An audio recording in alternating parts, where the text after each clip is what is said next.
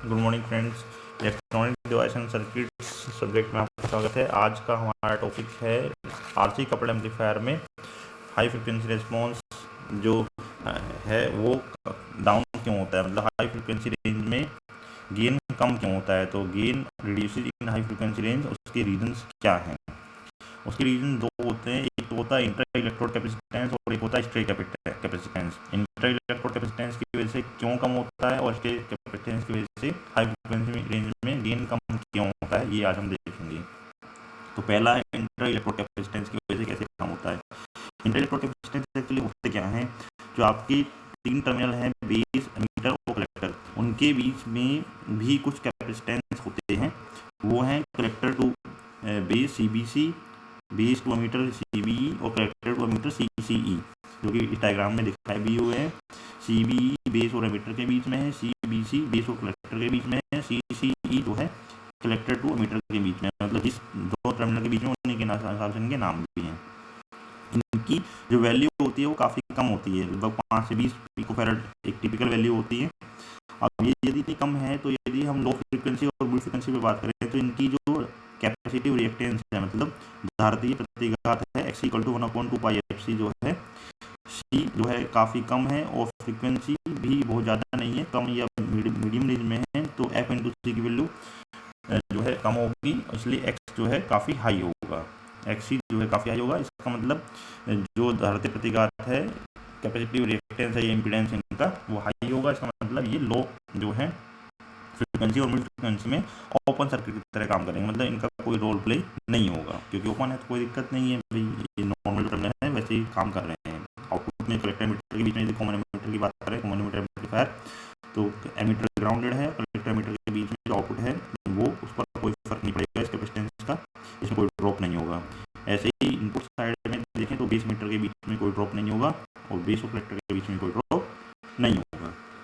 लेकिन high frequency पे क्या होगा भाई, हाई फ्रिक्वेंसी पे जो फ्रिक्वेंसी का रोल है वो प्ले करने लगेगा, क्योंकि एक्स जो है वो बहुत ज़्यादा हाई नहीं होगा, क्योंकि फ्रिक्वेंसी बढ़ गई है तो एक्स जो है एक उसका जो है अपना प्रभाव दिखाई देना शुरू हो जाएगा, कम टू पिक्चर। एक्स जो है will not be very high, so जो है वो ओपन नहीं होता है, capacitor will not work as open circuit. तो ना ही सीबीसी, ना ही सीबी, ना ही सीसी कोई भी ओपन सर्किट की तरह बिहेव नहीं करेगा। तो यदि हाई फ्रिक्वेंसी पे सीबीसी की बात करें, बेस टू कलेक्टर जो कैपेसिटर है वो क्या है, वो कलेक्टर साइड को, आउटपुट साइड जो आपका है कलेक्टर पर है और इनपुट साइड जो है बेस पर है। कलेक्टर को बेस से कनेक्ट कर रहा है, मतलब आउटपुट साइड को बेस से कनेक्ट कर, इनपुट साइड से कनेक्ट कर रहा है, तो एक तरह से फीडबैक का काम कर रहा है। कनेक्ट्स सीबीसी जो बेस टू कलेक्टर जो इंटर इलेक्ट्रोड कैपेसिटेंस है वो कलेक्टर साइड को बेस साइड से, मतलब आउटपुट साइड को इनपुट साइड से कनेक्ट कर रहा है और ये नेगेटिव फीडबैक प्रोवाइड करता है, इसलिए जो गेन है वो रिड्यूस हो जाता है, क्योंकि ये पिक्चर में आना शुरू हो गया है भाई, ओपन तो हुआ नहीं है।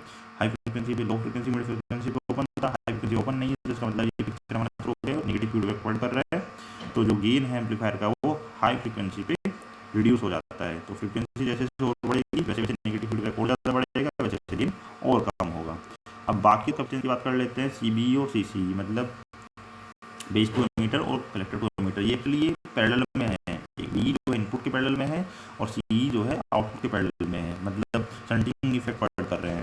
सीबी जो है इनपुट साइड में शंटिंग इफेक्ट प्रोवाइड करता है और सीसी जो है शंटिंग इफेक्ट प्रोवाइड करता है आउटपुट साइड में, क्योंकि सीसी जो है कलेक्टर के बीच में है तो ये आउटपुट साइड में है, और सीबी जो है बेस एमीटर के बीच में है इनपुट साइड में, क्योंकि बेस में इनपुट है, कलेक्टर पर आउटपुट है, एमीटर आउटपुट है, तो बी जो है वो इनपुट के पैरेलल में है और सी जो है वो आउटपुट के पैरेलल में है, तो ये शंटिंग इफेक्ट प्रोवाइड कर रहे हैं। तो इनपुट वोल्टेज का जो कुछ भाग है वो सीबी के द्वारा और आउटपुट वोल्टेज का जो कुछ भाग है सीसी के द्वारा ग्राउंड को शंट हो जाता है, भाई सीधे सीधे जो है शंटिंग इफेक्ट आ रहा है, तो जो भी इनपुट वोल्टेज है उसका कुछ भाग सीबी के द्वारा ग्राउंड चला जाएगा, क्योंकि एमीटर ग्राउंडेड है, और आउटपुट वोल्टेज कुछ भाग जो सीसी के द्वारा ग्राउंड को शंट हो जाता है, ये क्योंकि पैरेलल में है आउटपुट के। तो इस तरह से हम कह सकते हैं कि हाई फ्रिक्वेंसी पर एम्पलीफायर का गेन जो है लाभ कम हो जाता है, क्योंकि इनपुट का कुछ भाग वोल्टेज ड्रॉप हो गया है तो आउटपुट में भी कम आएगा, और फाइनली आउटपुट जो है उससे भी कुछ कम हो गया है तो वो जो है आउटपुट भी कम हो जाएगा। तो हाई फ्रिक्वेंसी पर एम्पलीफायर का गेन जो है लाभ कम हो जाता है, यदि हम देख रहे हैं तो जो इंटर इलेक्ट्रोड कैपेसिटेंस की वजह से। दूसरा कारण होता है स्ट्रे कैपेसिटेंस। स्ट्रे कैपेसिटेंस क्या होता है, वो एक तरह से वायरिंग कैपेसिटेंस भी कह सकते हैं इसको, CW कनेक्ट भी करना होता है सर्किट में, उनको कनेक्ट करोगे तो वायर की जरूरत पड़ेगी। वायर के बीच में भी डिस्टेंस की वजह से पैरेलल प्लेट कैपेसिटेंस बन जाता है, C बराबर एप्सिलॉन A अपॉन D। तो वो जो है उस कैपेसिटेंस को स्टेट कैपेसिटेंस कहते हैं। यह विभिन्न कंपोनेंट्स के संयोजन करने मतलब जोड़ने या कनेक्ट करने में प्रयोग किए गए संयोजन तारों मतलब कनेक्टिंग वायर्स के कारण उत्पन्न होती है। वायर्स के बीच के कारण जो है एक स्टेट कैपेसिटेंस बन जाएगी और इसको CW से रिप्रेजेंट करते हैं। CW शंटिंग प्रभाव उत्पन्न करती है। अच्छा, शंटिंग इफेक्ट खाली नहीं स्टेट कैपेसिटेंस ही होता है, शंटिंग इफेक्ट में जो है आपकी इनपुट कैपेसिटेंस भी शंटिंग प्रभाव उत्पन्न करती है।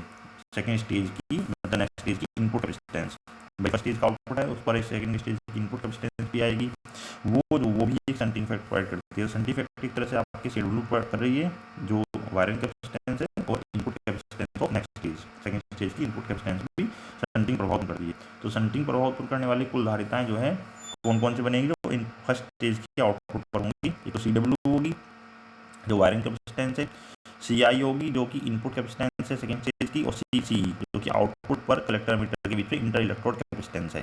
ठीक है, ये तीनों जो है आउटपुट पर शंटिंग इफेक्ट प्रोवाइड करती हैं। तो उनकी आउटपुट पर देखेंगे तो आउटपुट स्टेज को एक बार ध्यान से देखेंगे तो इसमें कलेक्टर करंट फ्लो हो रही है, कलेक्टर में IC और IE बेस में ग्राउंड में जा रही है, और जो IC है वो 3 कंपोनेंट से मिलकर बन रही है, I1 I2 I3। I1 जो है वो RC जो कि फर्स्ट स्टेज का आउटपुट में लोड है जो यहाँ पर ले रहे थे RC कलेक्टर पर, कलेक्टर और VCC के बीच में RC लगा हुआ है, AC इक्विवेलेंट बनाया इसलिए इसको ग्राउंड किया गया है क्योंकि VCC ग्राउंड हो जाएगा। दूसरा कंपोनेंट शंटिंग कैपेसिटर के थ्रू होकर आ रहा है जो कि आपका CW CI और CC तीनों कंपोनेंट के थ्रू फ्लो होकर आएगा। I3 जो है फाइनली लोड रेजिस्टेंस है RL है। तो ये AC इक्विवेलेंट है of output stage of RC coupled amplifier at high frequency पर है, इसलिए हमने जो है कपलिंग कैपेसिटर और बाईपास कैपेसिटर को शॉर्ट किया हुआ क्योंकि हाई फ्रीक्वेंसी पर शॉर्ट हो जाते हैं। हाई फ्रीक्वेंसी पर शंटिंग इफेक्ट की बात करें तो हाई फ्रीक्वेंसी पर अभी हम बात कर रहे हैं कि जो C शंट है हाई फ्रीक्वेंसी पर इनकी वैल्यू जो है आने लगेंगी, उसका प्रभाव उत्पन्न होने लगेगा, शंटिंग प्रभाव उत्पन्न हो जाता है क्योंकि ये भी उस तरह से इंटर इलेक्ट्रोड कैपेसिटेंस की वैल्यू भी लो होती है, हाई फ्रीक्वेंसी पर रोल प्ले करेंगी तो जो है C जो है इनका वैल्यू आने लगेगी। इससे पहले ये काफ़ी इसकी वैल्यू जो है हाई होती थी लोअर मिड फ्रीक्वेंसी पे, लेकिन हाई फ्रीक्वेंसी पे जो है ये रोल प्ले करेगी। तो हाई फ्रीक्वेंसी पर होगा क्या, at high frequency C shunt का प्रतिघात जो है रिएक्टेंस कम होने लगेगा, और हाई फ्रीक्वेंसी पर प्रतिघात कम होगा तो ये भी रोल प्ले करेगी। तो इस कंडीशन में कोई करंट, इसमें भी करंट आएगी, वो I2 बढ़ने लगेगी। जैसे फ्रीक्वेंसी बढ़ेगी वैसे वैसे रिएक्टेंस घटेगा क्योंकि x बराबर 1/2πfc होता है, फ्रीक्वेंसी के इनवर्सली प्रोपोर्शनल होता है x। फ्रीक्वेंसी बढ़ेगी तो ये x जो है घटेगा, मतलब रिएक्टेंस घटेगा, मतलब उसमें करंट फ्लो होनी शुरू हो जाएगी, बढ़ने शुरू हो जाएगी। तो I2 बढ़ रही है और इसमें जो है IC लगभग स्थिर होती है, तो I1 I3 को जो है घटना होगा, I1 I3 घटेगी तो I3 घटेगी, इसका मतलब आउटपुट में जो वोल्टेज है I3 × RL है वो घट जाएगी, तो गेन फाइनली हाई फ्रीक्वेंसी पर कम हो जाएगा।